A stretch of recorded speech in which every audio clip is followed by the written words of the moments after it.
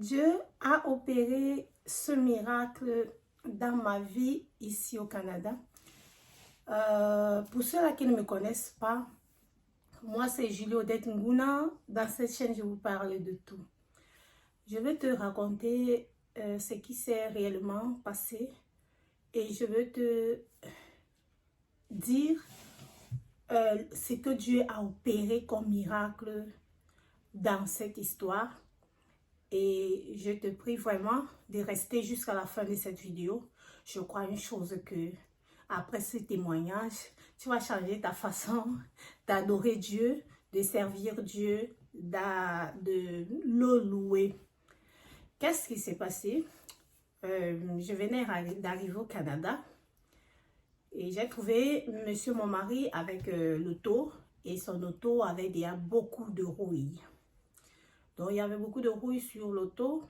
Et quand cette auto, il y avait des pannes sur ça, ça prenait au moins $500 et tout ça pour réparer l'auto. J'ai dit, il faut que on change un peu l'auto.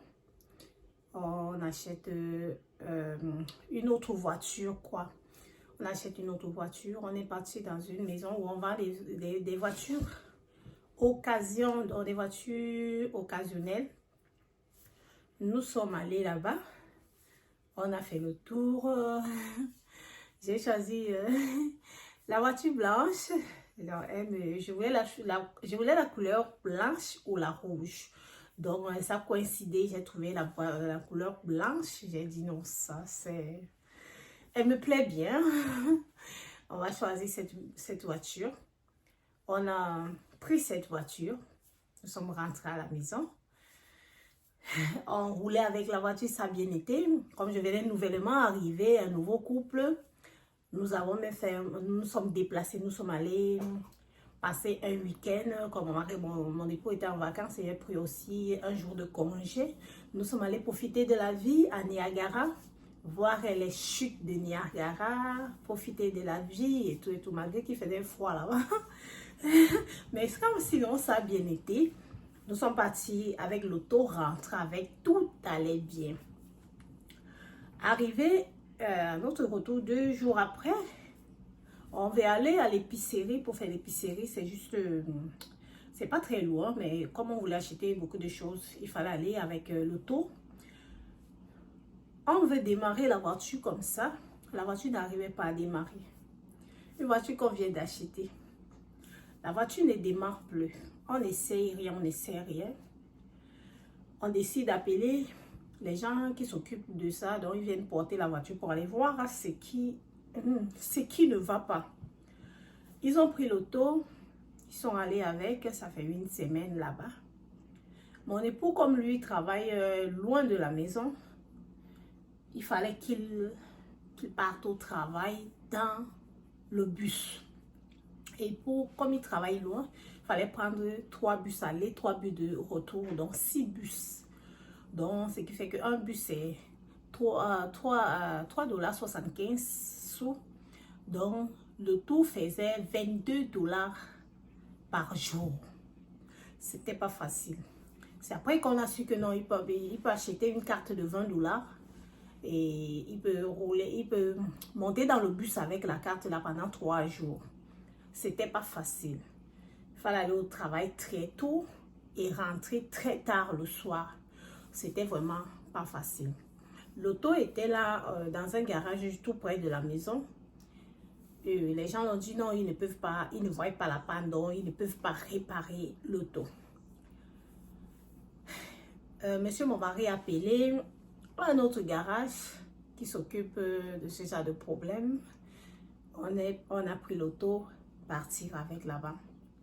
L'auto a fait 1 mois là-bas. Donc, ils ont regardé l'auto, regardé. Ils ont trouvé que l'auto est... la panne qui est dans l'auto, c'est une panne très lourde. Donc, il faut $4,300. Moi, je venais d'arriver au Canada. On n'avait pas d'argent. L'argent qu'on avait, on est parti profiter de la vie avec à Niagara. Donc, c'était pas facile. Il fallait l'argent. Monsieur, mon mari a appelé sa mère. Sa mère a dit non, je vais payer pour toi. Tu vas me rembourser plus tard. C'est comme ça qu'ils se sont arrangés. Et mon mari est parti là-bas avec sa famille. Ils sont partis, ils ont signé les papiers jusqu'à payer tout, les 4300 dollars. Monsieur mon mari avait 800 dollars qu'il a d'abord donné.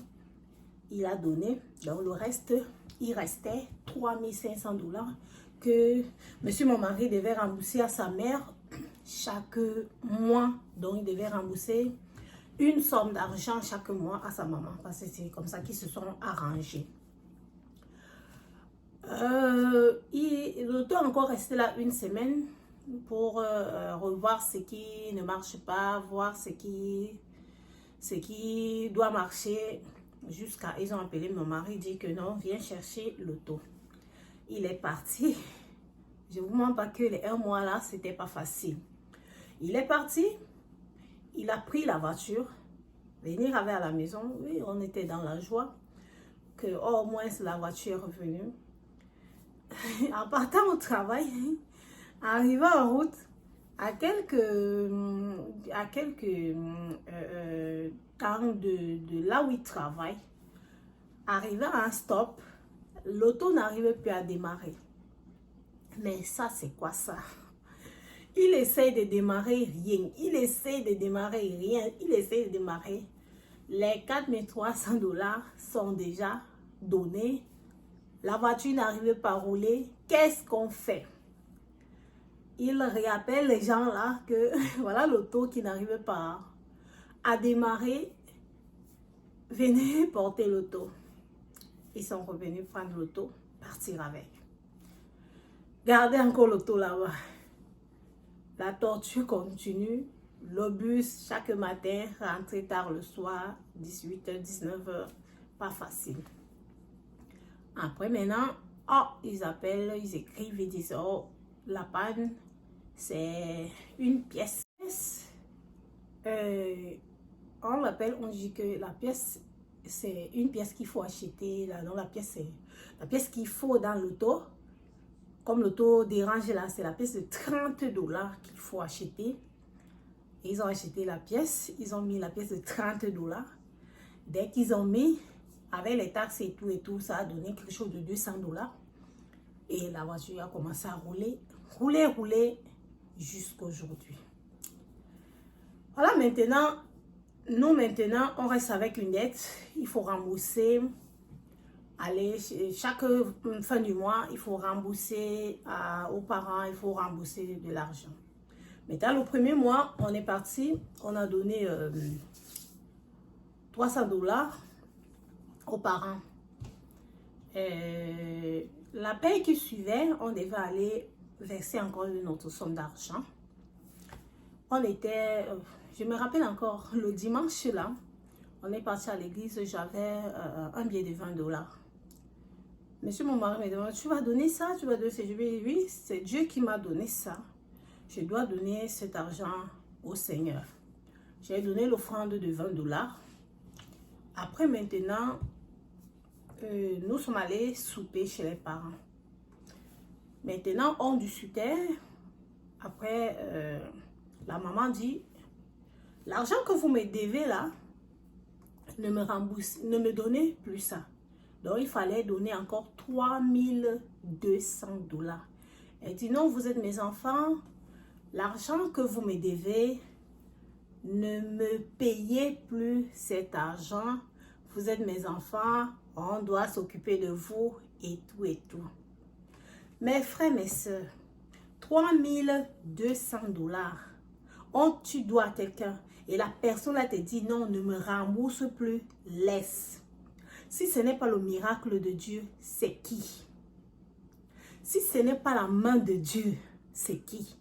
Si ce n'est pas Dieu qui a touché le cœur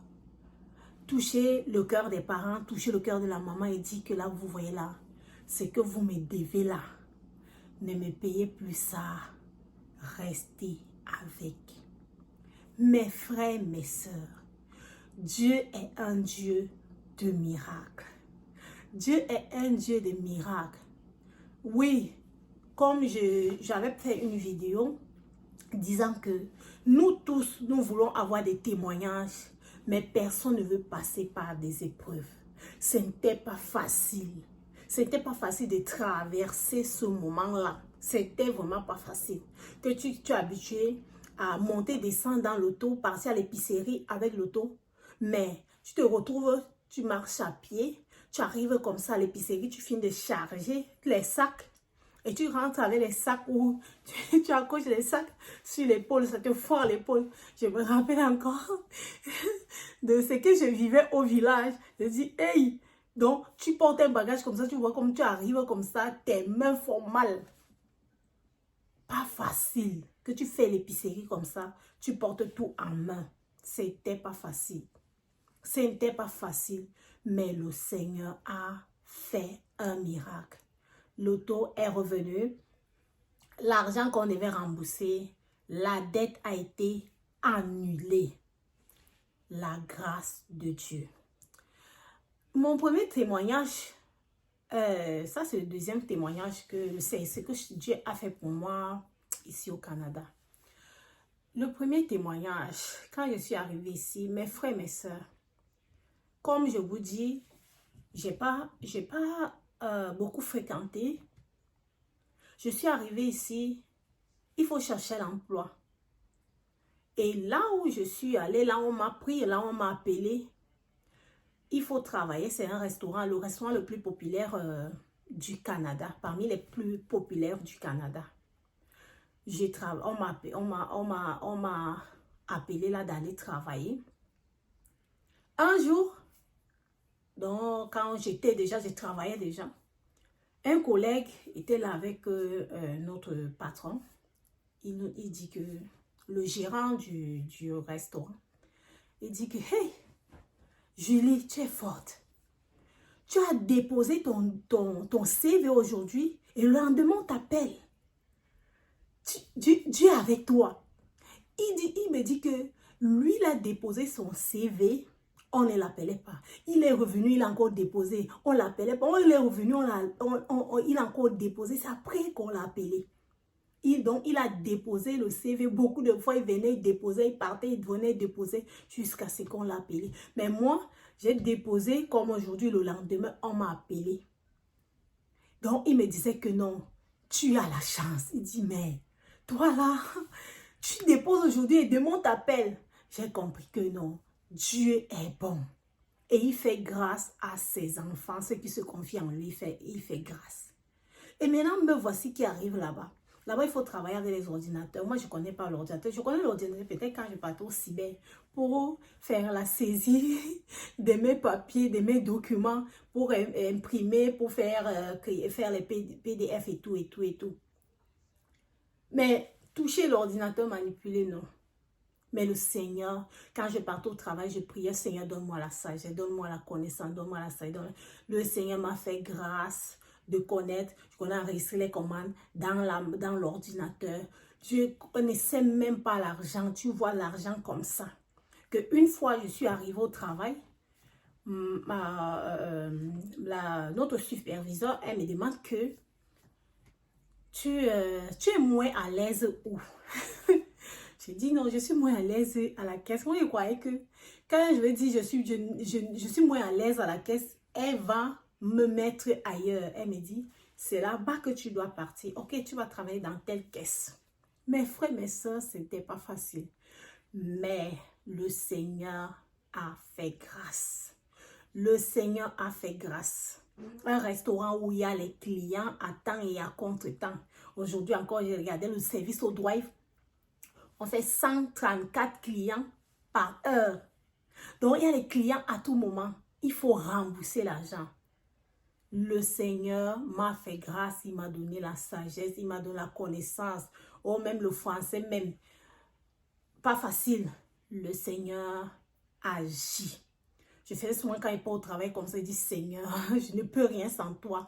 Aide-moi, aide-moi, aide-moi, aide-moi, aide-moi. À la maison, même monsieur, mon mari avait des pièces d'argent à la maison. Vous allez voir comment je suis en train de... Il m'apprend les pièces d'argent et je n'avais jamais touché les sous. Il dit voilà 25 sous, voilà 5 sous, voilà 10 sous, voilà 1 dollar, voilà 2 dollars. Tout ça, c'était pas facile. Mais grâce à Dieu, Dieu est capable de tout. C'est lui qui peut tout nous donner. Donc mes frères, mes soeurs, confions-nous au Seigneur. Il est capable d'agir. Il est capable de nous bénir. Il est capable de nous faire du bien. Il est capable de se manifester dans nos vies. Il est capable. Je crois une chose que quand nous l'appelons, il agit. Même si, mon frère, ma soeur, tu traverses les moments difficiles, recommande ta vie au Seigneur et il agira. Je crois une chose que après cette épreuve, il y aura un témoignage et tu vas témoigner la gloire de Dieu dans ta vie.